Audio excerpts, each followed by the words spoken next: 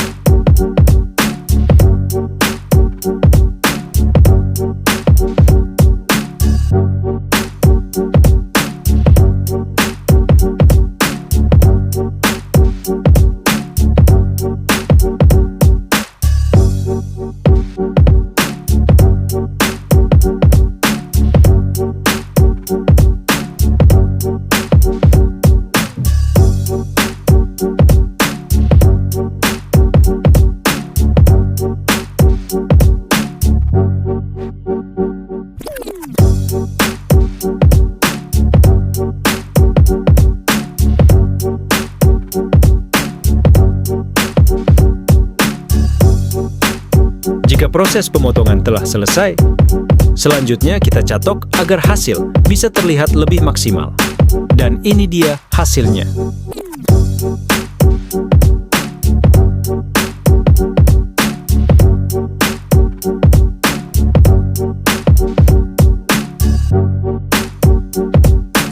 Buat teman-teman semua yang sudah menonton video ini sampai selesai, jangan lupa dukung channel ini dengan cara like, komen, dan subscribe ya.